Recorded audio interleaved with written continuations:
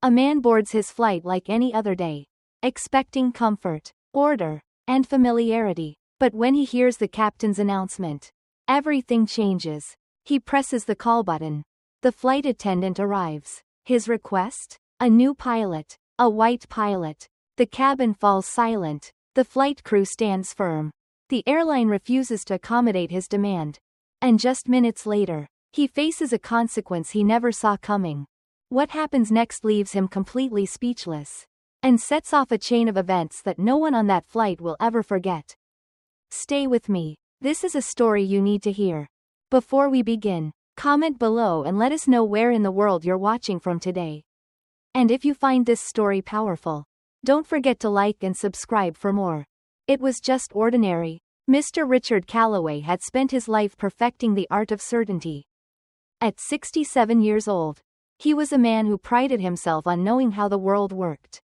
Or rather, how it should work. His days unfolded in the manner of a well-rehearsed play.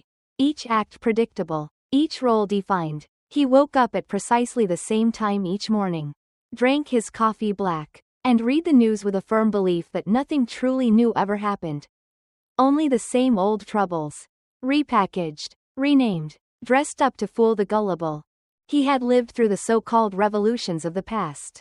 Civil rights marches, desegregation, protests that had once flickered across his television screen. He had watched, from the safety of his living room, as the world outside shifted, accommodating things he never asked for.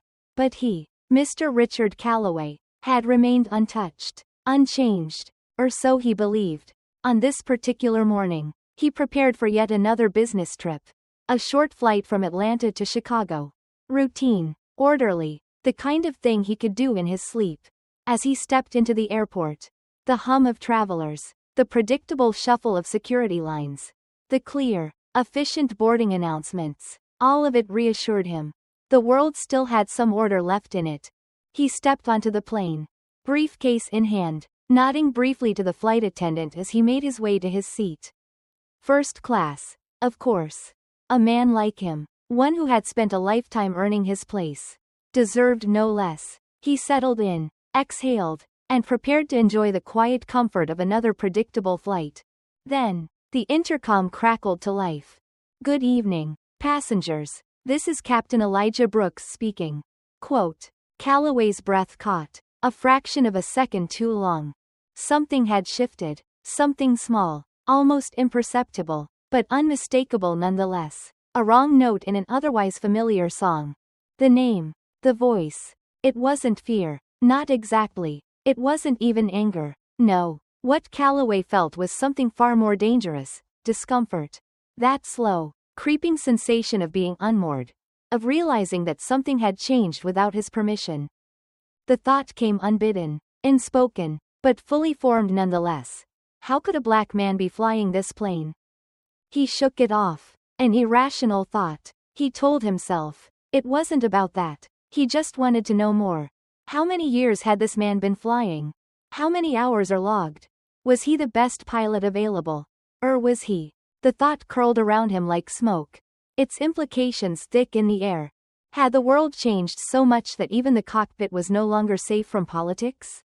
The flight attendants moved through the cabin, checking seat belts, offering drinks. The routine was the same. But Calloway no longer felt settled. His mind reached for an explanation. Something that would justify this uneasy knot in his stomach. It wasn't racism, of course not. He had worked with black men before. Hired them, promoted them, even shook their hands at company events. This wasn't about race. It was about standards. It was about knowing that the people in charge were the most qualified, the most capable. And yet, the moment he had heard that name, the moment he had placed that voice, something had shifted inside him. A lifetime of certainty had been built on small, invisible assurances. Assurances he had never questioned because he had never needed to. That the police would be on his side. That the world, for all its messiness, would still prioritize the people who had earned their place in it. That the pilot in the cockpit would sound like the kind of man who belonged there. He pressed the call button. The flight attendant approached, professional, poised, unaware that she was stepping into a moment decades in the making. Yes, sir? Calloway hesitated. He had spoken to 1,000 service workers before. Ordered 1,000 small accommodations to make his life just a little more comfortable. A different seat. A quieter hotel room. An upgrade at the car rental counter. These were reasonable requests. He was a paying customer. After all.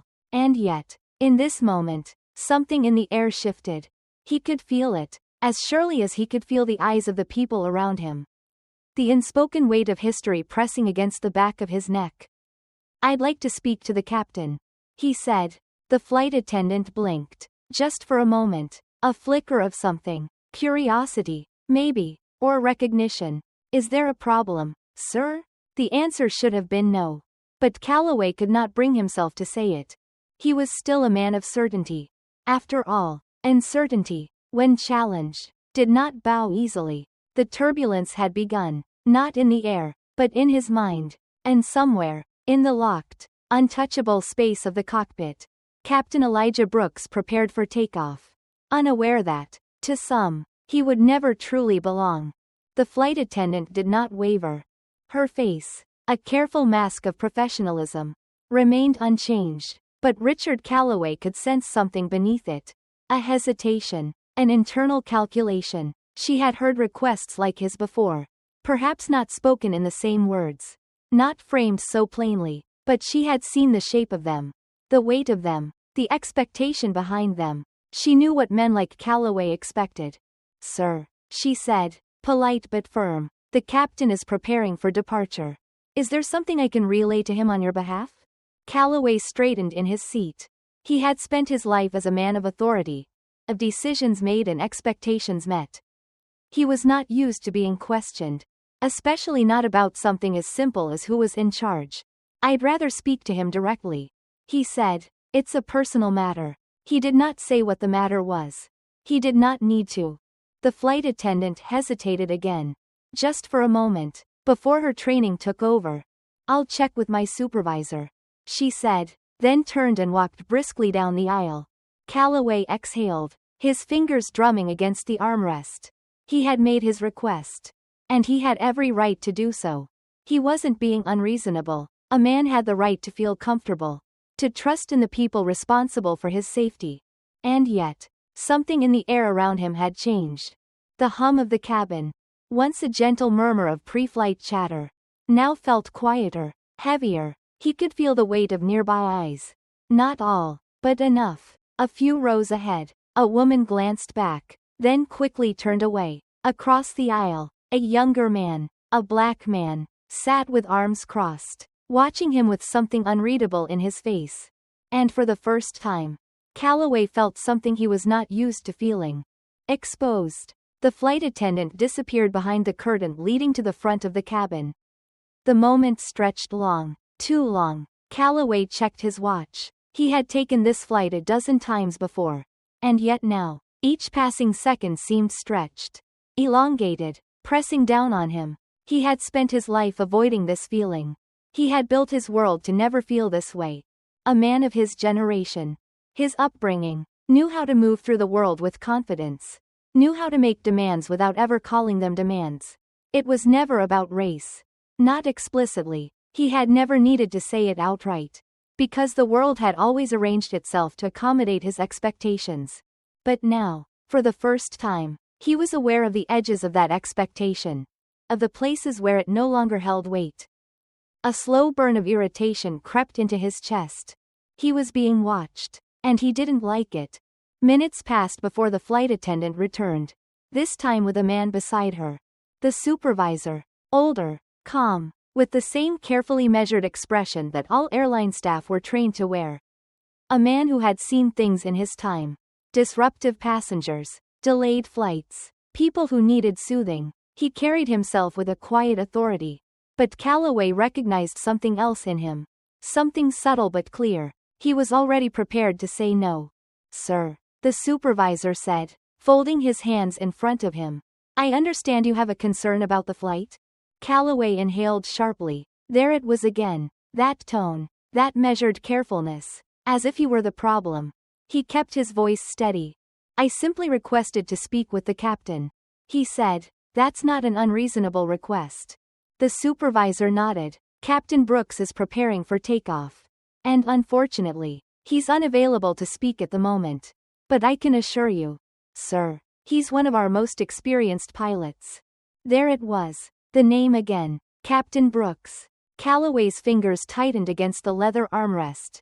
He had spent decades in boardrooms, in negotiations, in rooms where power was an unspoken currency, and he knew when a battle had already been decided before it even began.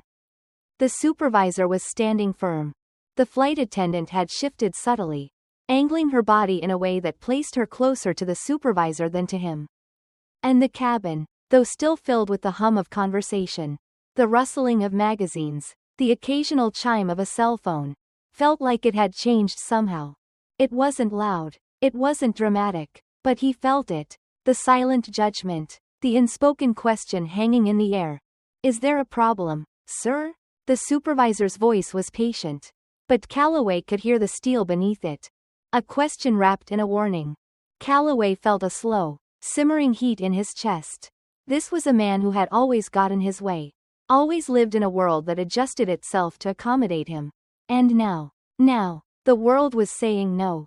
The realization came sharp, stinging, unwelcome, and for a brief, flickering moment, he thought of something else. Something from long ago. A lunch counter in a downtown diner. 1963. A young man, barely more than a boy, standing still as a storm of hands and voices pressed against him, ordering him to move, to leave. Calloway had seen it once, had stood nearby, had watched as the quiet, dignified stillness of that black boy had been met with a rage that Calloway himself had not understood at the time. He had not been angry that the boy was there, but he had been uncomfortable. The same way he was uncomfortable now. The same way he had always been, whenever the world introduced him to something he had not been raised to accept. The past was not past at all. It had simply gone quiet, waiting beneath the surface, waiting for a moment like this. Calloway had spent his life believing that the world had changed. But now, sitting on this plane, realizing that the weight pressing down on him was not just the eyes of those around him, but the weight of something much older, something much heavier. He wondered if it had changed at all. The supervisor straightened. His expression had not changed, but the meaning behind his words was clear. Sir, if you're uncomfortable, we can arrange for you to take a later flight. A choice. Not an order. Not yet. But a choice that wasn't really a choice at all. Stay. Or leave. It had been a long time since anyone had made Richard Calloway feel unwelcome in a space he had always assumed belonged to him.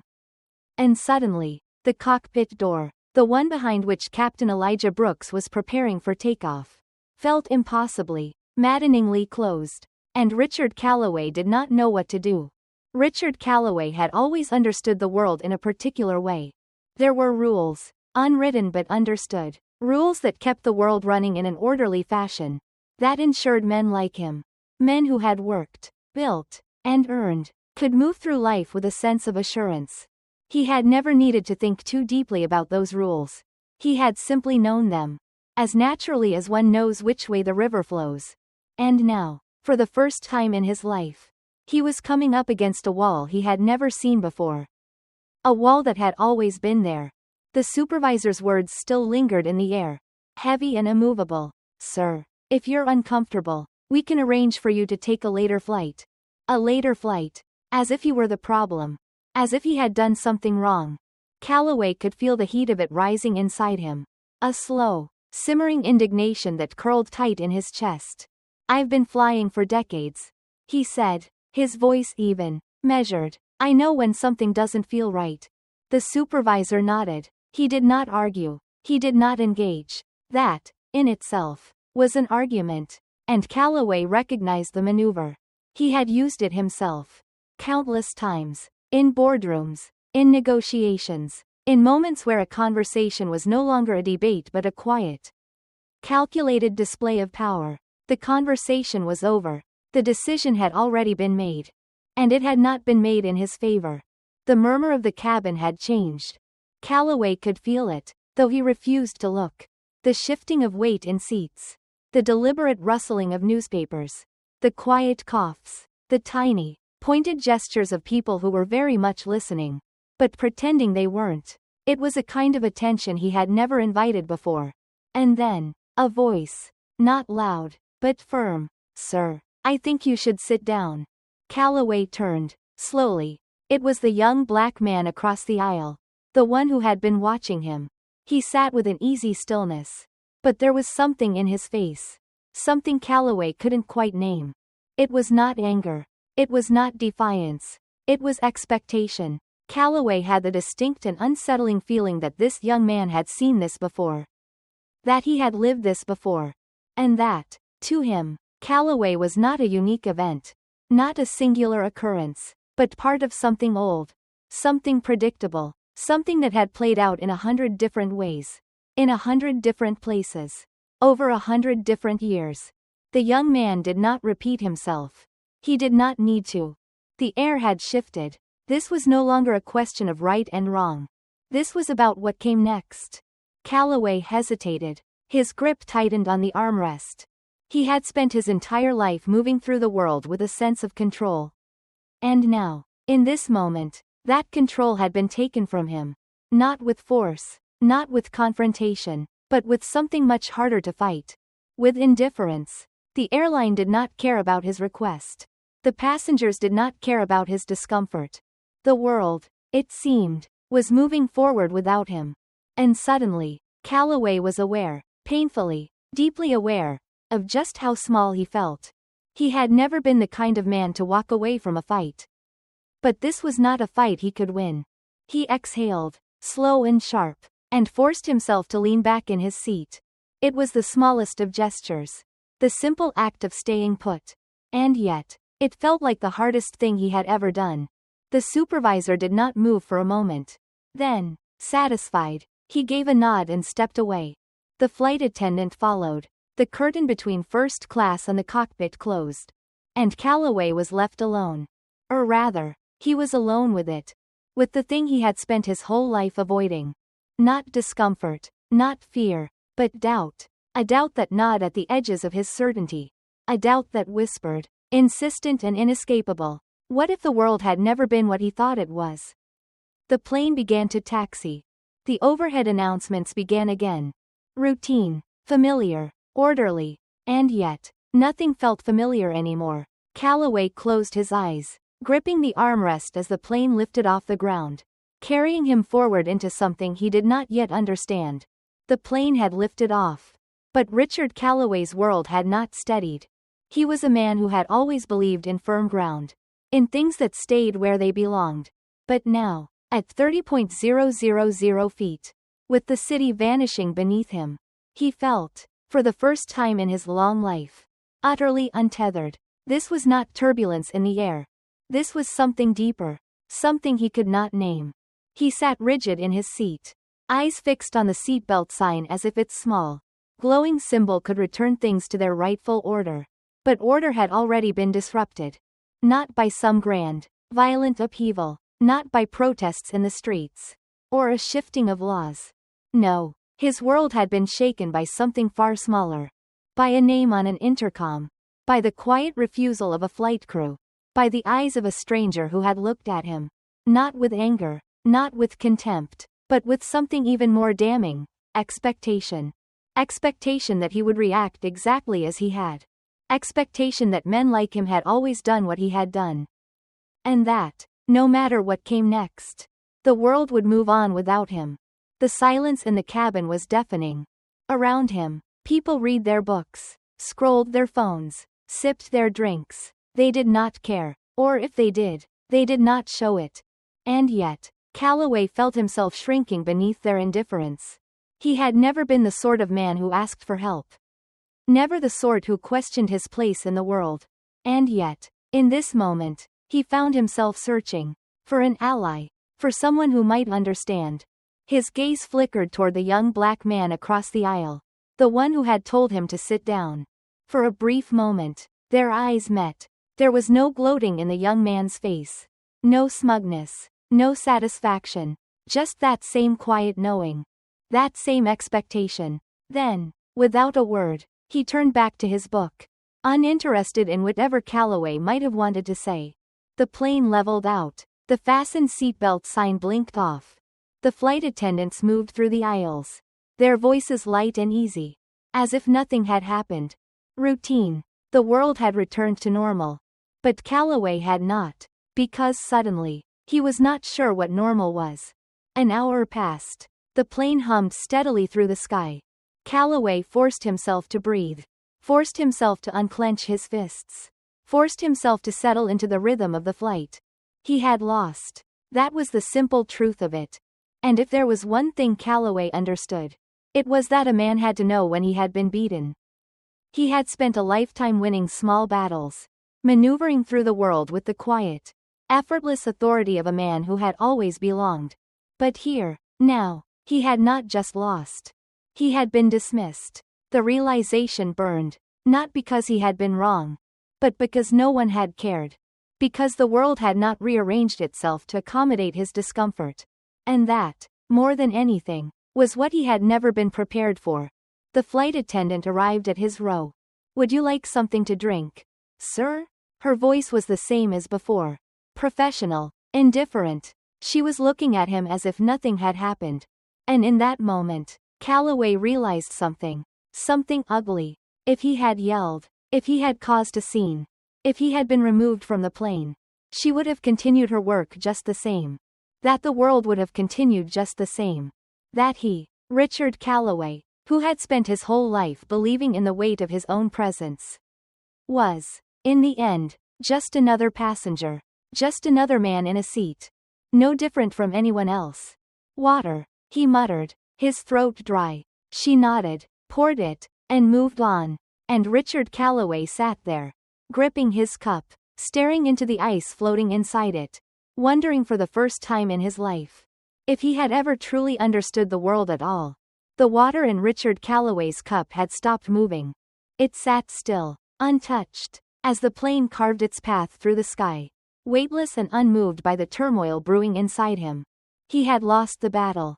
That much was clear. But the war, the one that had always been waged in silence, behind polite smiles and knowing glances, had never really ended. It had only changed shape.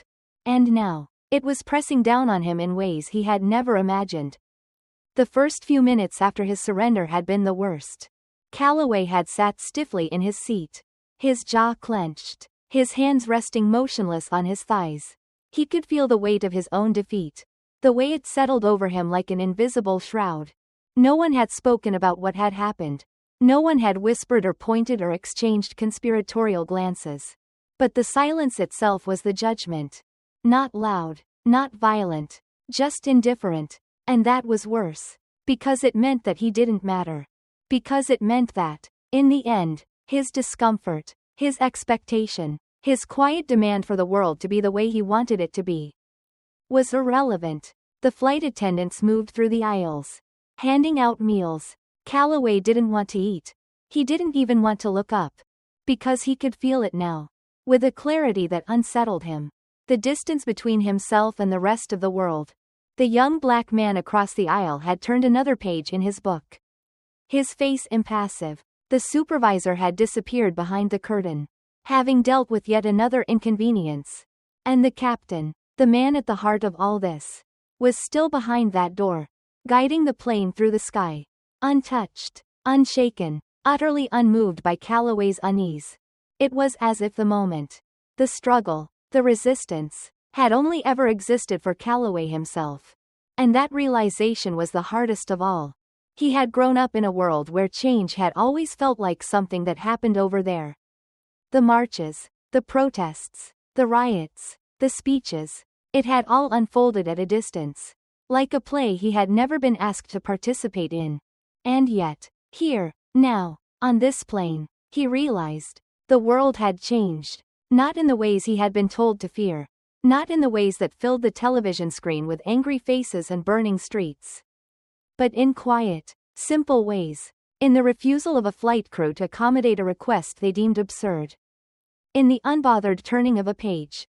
In the captain, speaking into the intercom without ever needing to defend his right to be there. The world had moved forward. And Calloway, for all his years of certainty, had not. His food tray was placed in front of him. chicken, vegetables, a plastic-wrapped bread roll. He stared at it for a long time. This was his punishment. Then, not public shame, not a lecture, not some great confrontation where sides were drawn and voices were raised. No, his punishment was much simpler. The world's refusal to care. For a man who had always expected his concerns to carry weight.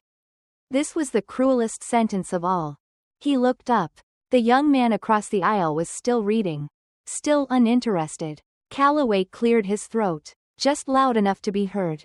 A small test. A small demand for attention. The young man didn't look up. Calloway exhaled, slow and long. He had spent his whole life believing in his own importance. Now, he was beginning to understand. That importance had never been real at all. Richard Calloway had never been a man to question his own reflection. He had seen himself clearly.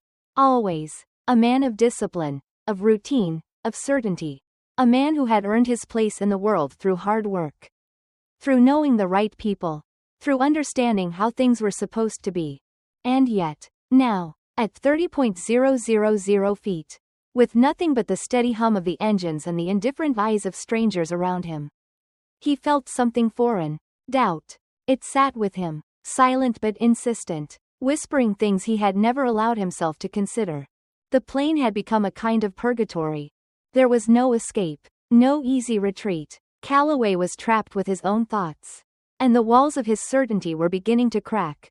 He found himself staring at the cockpit door. It was closed, of course. Locked. Secure. The way it always was. And yet, he could not stop thinking about the man on the other side of it.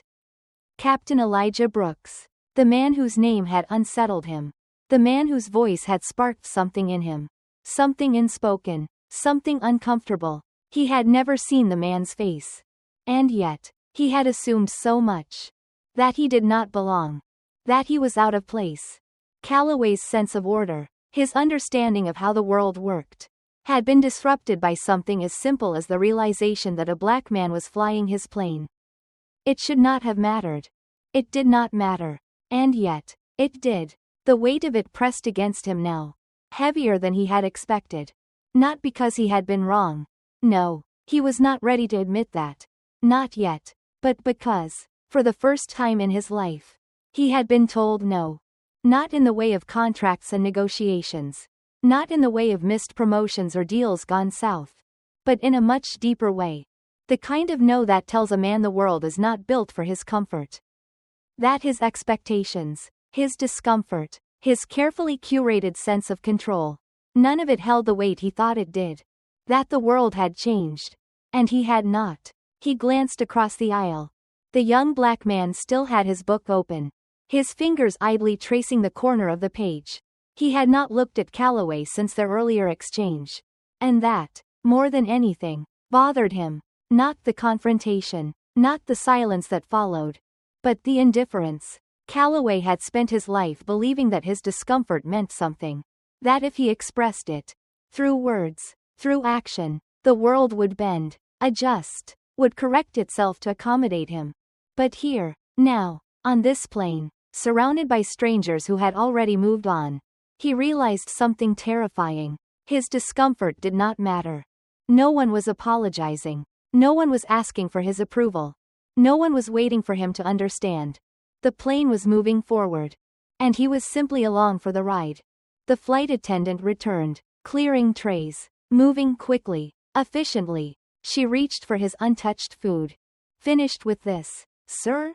Her voice was pleasant, polite, routine. Calloway hesitated. And in that moment, he realized something else. She did not see him the way he had always been seen. Not as someone to be accommodated. Not as someone whose concerns carried weight. But as just another passenger. Just another man in a seat. And for the first time in his life, Richard Calloway understood what that meant. He nodded, pushed the tray forward, and as she walked away, taking with her the remnants of his meal, Calloway was left with nothing but his own reflection in the darkened window. And the quiet, undeniable truth staring back at him. Richard Calloway had built his life around names. Names that mattered, names that held weight, names that signified power, lineage, trust. The names of men who had built the world as he knew it. Men whose words carried force. Whose authority was unquestioned. His own name had always opened doors. It had been spoken in rooms where decisions were made. Where fortunes were secured. Where the world moved according to the quiet, unseen hands of men like him.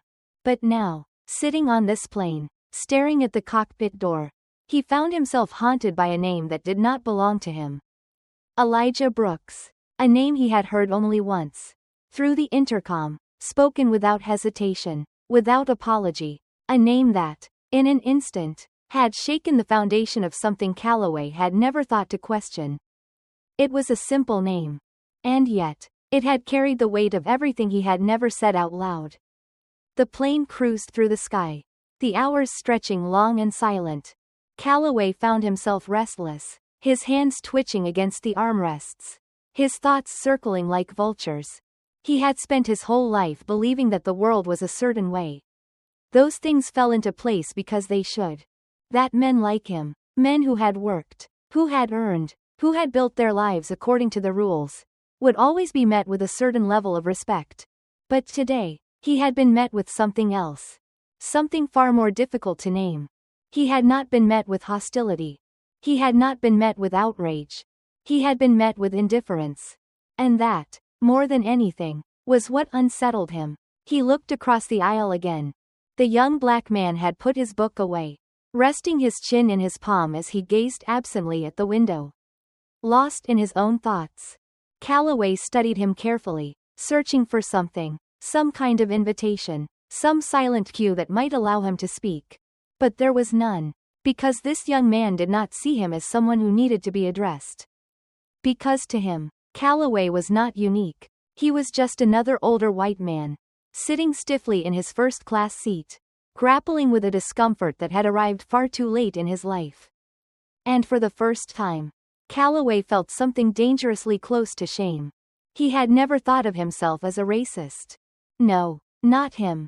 He had not stood in doorways, blocking the march of progress. He had not burned crosses or spit words of hatred in the streets. But wasn't that the problem? That he had thought of racism only in its loudest, most violent forms?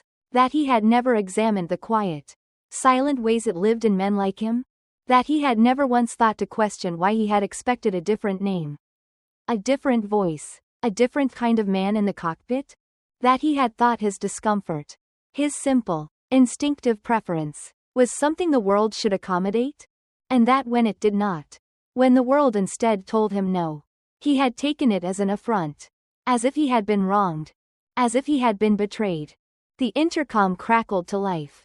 Ladies and gentlemen, this is Captain Brooks. We're beginning our descent into Chicago now. Looks like clear skies ahead. We'll have you on the ground shortly. Calloway exhaled slowly. There was nothing remarkable about the announcement. It was just a pilot, doing his job. And yet, the sound of that voice, the ease of it, the certainty of it, made something in Calloway's chest tighten.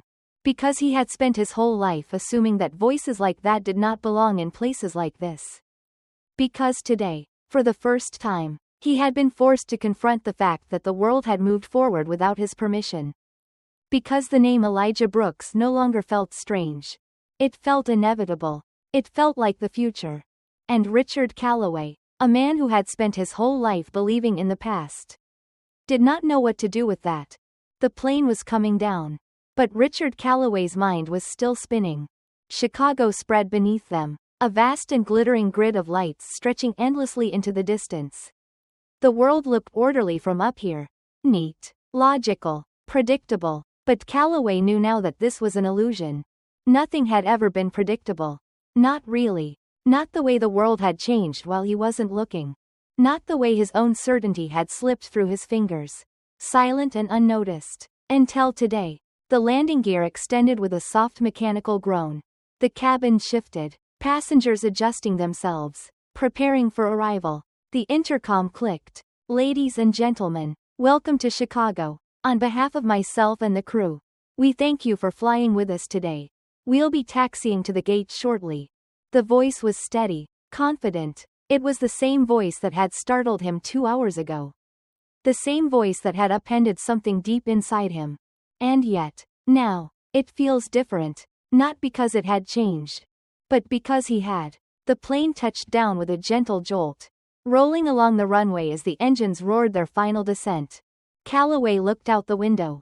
He had been to Chicago a dozen times before. He knew these runways, these terminals. He knew the walk through the jet bridge, the feel of the city's cold air waiting beyond the glass doors. And yet, he could not shake the feeling that something had been left behind at 30,000 feet. Something he could never quite return to. The seatbelt sign flicked off. The shuffle of passengers began. Bags pulled from overhead compartments. Coats shrugged over shoulders. Phones blinking to life.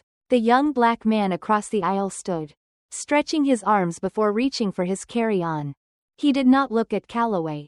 He did not need to. Because this moment was not for him. It had never been about him at all. Calloway remained seated as the aisle filled with movement. With quiet goodbyes. With the rhythm of travel continuing as it always had. And then, the cockpit door opened. For the first time, Calloway saw him. Captain Elijah Brooks stepped out, shaking hands with the flight attendants, exchanging a few words before glancing up at the departing passengers. A man like any other. A man who had done his job, landed his plane, and was now going about his day. And yet, to Calloway, this man had changed everything. He should have stood, should have walked past him without a second glance. As if nothing had happened. As if this flight had been like any other. But his legs did not move. Because now, faced with this man, this name made flesh, Calloway was confronted with something he had spent his whole life avoiding. His own reflection. Not the one in the mirror. The one he had always controlled. But the reflection that lived in the eyes of others. The one that told him the truth of who he was. Of who he had always been. Of the world he had allowed himself to believe in. Captain Brooks looked his way. A brief glance. A polite nod. Nothing more. There was no resentment in his face. No trace of the confrontation that had played out in Calloway's mind for the past 2 hours. Because, to him, there had been no confrontation at all. No battle. No struggle. Just another flight. Just another day. And that, Calloway realized, was the most unbearable part of it. That this man had gone on, uninterrupted, while Calloway himself had been shaken to his core. That what had felt monumental to him had been nothing more than routine to the world around him. That the storm had existed only inside of him. The line moved. The passengers filtered out, one by one. Calloway reached for his bag. He stood. And for the first time in his life, he did not know who he was supposed to be. A part of him wanted to say something. To explain. To apologize. Maybe. But what could he say? What words could possibly undo a lifetime of assumptions? And so, in the end, he did what men like him had always done. He nodded. A brief, silent nod. And Captain Brooks nodded back. Not with understanding. Not with forgiveness. But with something far more powerful. Indifference. And with that, Richard Calloway stepped off the plane. Into a world that had already moved on without him.